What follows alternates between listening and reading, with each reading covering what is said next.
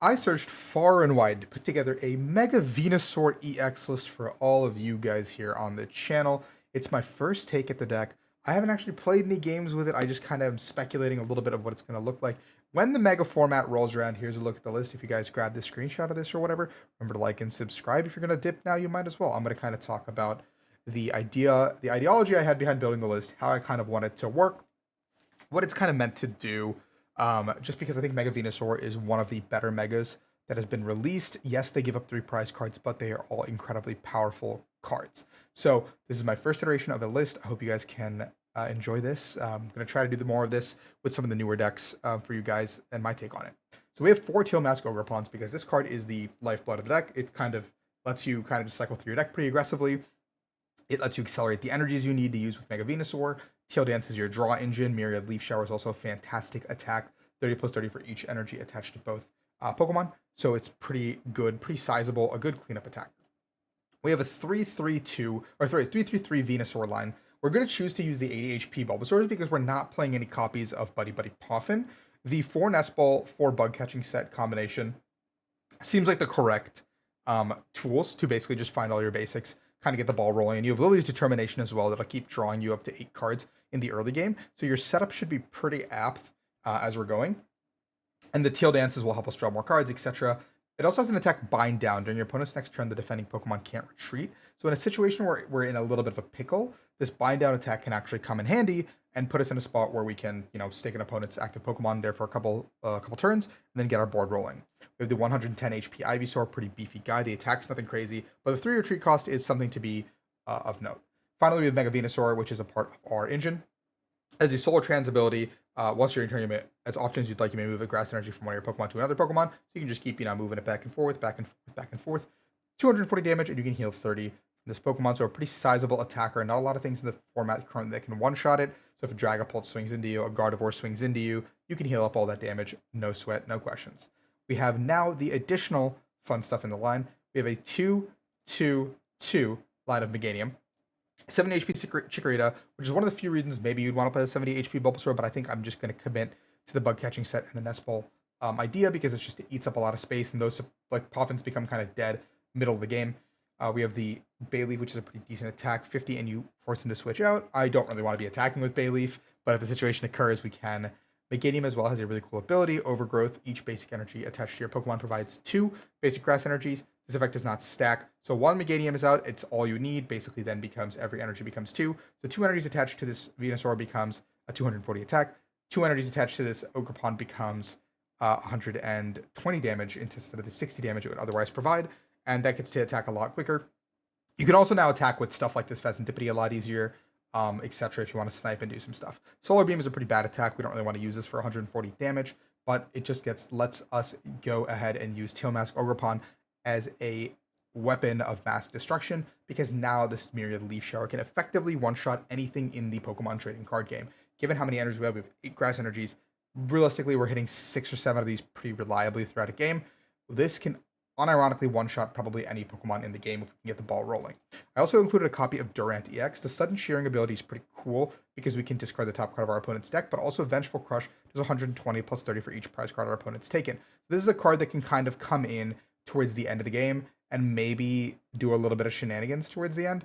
120 plus 150 puts us at 270, kind of clean up. Maybe our opponent takes a couple early KOs. We can take out a Pheasantipity, something like that.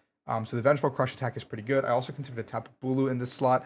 220 damage on a basic Pokemon, which is also something you guys can think about as well. There's a lot of grass Pokemon, 429 cards to be exact in the grass archetype here. A lot of them are really, really, really bad. I went through every single grass type Pokemon to put together this video, and I was like, wow, some of these cards really suck. So that's a little bit unfortunate across the board. Hydra Ball was kind of cool. We just can't get that to work, though. Too many spots in the deck. But anyway, Pheasantipity as well. This card is just broken for draw. 1 Nest Ball or an Ultra Ball now provides you +3 on every single thing we do. So I never feel scared putting this guy into play. Obviously, manage the prize trade as you can. 4 copies of Iono and 4 copies of Lily's Determination. Iono is just a shuffle draw and put ourselves in a good spot. We're probably not taking a ton of early prize cards, so we want to get to a position where Teal Mask can kind of get in there and do its like a lot of damage, or we can attack early with the Venusaur.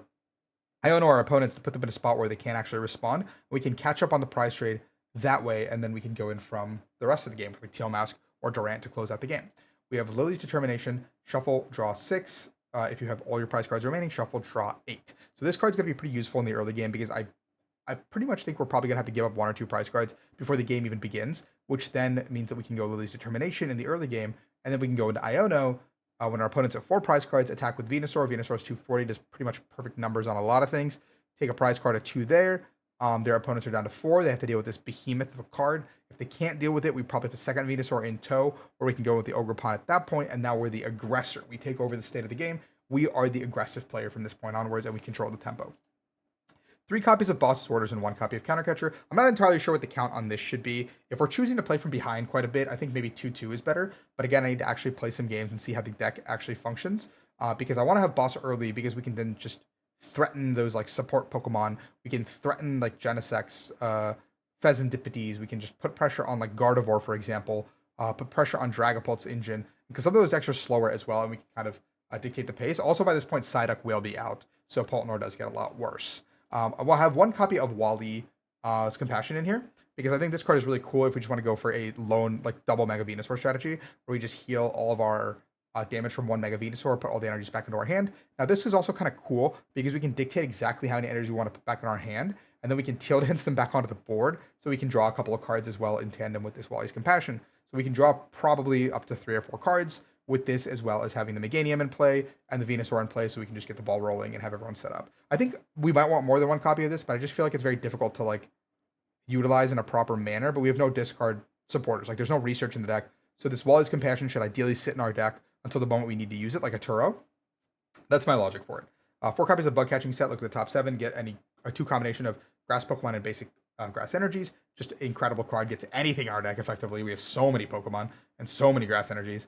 4 Nest Balls as well, just kind of gets the base of our deck rolling. I think Nest Ball's a broken card. Ultra Ball as well. I wanted some more consistency. 2 Ultra Balls seemed like the right number just to basically be like, hey, we can still find those Venusaurs. Hey, we can dig a little bit deeper, get that Durant, put it into play. Because we can't Nest Ball for it for the ability. We can go get the Fez whenever, draw some more cards, etc. 2 copies of Night Stretcher because we do want to get those energies back pretty reliably. And if we discard some of our pieces in the early game with Ultra Ball, or some of our attackers or Fez or something goes down, we can bring it back with the Stretcher. Maybe we don't need this much recovery. This is something I'm just toying around with still. I think the 2 recovery makes a lot of sense here, and then the 2 SERs as well, because if something big like our Ogre Pawn gets knocked out, we can just SER the 4 energies back. We can tail dance, off to the races we go. You know, like 1 superior energy removal basically gets us everything we need. Maybe just 1 superior is probably fine as well, and like maybe another consistency card in some capacity. But right now I like this quite a bit. I think 2 makes a lot of sense to me. Secret Box felt like the obvious A spec, even though we don't have a tool in the deck. Maybe one of the recovery cards can become like an Evo, or just like an air balloon or something. I can become like the big balloon as well that like has free retreat on the Venusaur, so maybe we can try that out. Like we can maybe put that in. I have to take Pokemon away here. Not balloon, I think it's what, like tool? I don't know. It's in here. Maybe this is fine. I don't know. I don't know what my filter was. Oh, I had grass selected. Oops. I think it was this card. A big air balloon. So we can do one of this and like probably something like this is fine. So we get free retreat on our stage 2 Pokemon as well. This is like, again, tinkering with this a little bit. Like this is just an idea. And so Secret Box gets us like basically our stadium, which is really important. Gets us Bug Catching Set almost certainly, and Lily's Determination every single time. So Lily's Determination puts us up to 8. The Bug Catching Set gets us some pieces hopefully, and putting the stadium in play lets us actually play the game. The stadium is the most important piece, the Forest of Vitality. Each player's grass Pokemon can evolve into a grass Pokemon as much as they like, basically, besides the turn that they play it. On the turn they're put into play, sorry, except for that player's first turn. So if I'm going first, or, you know, my just turn 1, I can't really pop off, but every other turn I can just go Bulbasaur, Ivysaur, Venusaur, Bulbasaur, Ivysaur, Venusaur, Bulbasaur, Ivysaur, Venusaur, which is just like way too much pressure for a lot of decks to deal with. And especially with how big this guy is, I feel like that's pretty good. I have 8 grass energy as well. I feel like maybe we need more, maybe we need less. I don't entirely know. I feel like 8 is a sweet spot for right now. It kind of covers everything we need to cover for the deck, especially because I'm assuming that most games, the odds are that we prize 1 or 2. Prizing 3 could be a problem, given how our deck is laid out right now. I don't have any vessels or anything. I'm relying entirely on Bug Catching Set to find our pieces, which I think is completely fair. We have, you know, 4 copies of Lily's and 4 copies of Iono, so we're going to be seeing a lot of cards in the early game in tandem with Teal Dance. So this is kind of the idea I had for the deck. Hopefully you guys enjoyed it. Let me know in the comments how you would change this. what you would do. I'm gonna post this in my Discord tonight, actually, as soon as I finish recording this video. So if you guys are willing to join that and be a part of the community, link is down below in the description.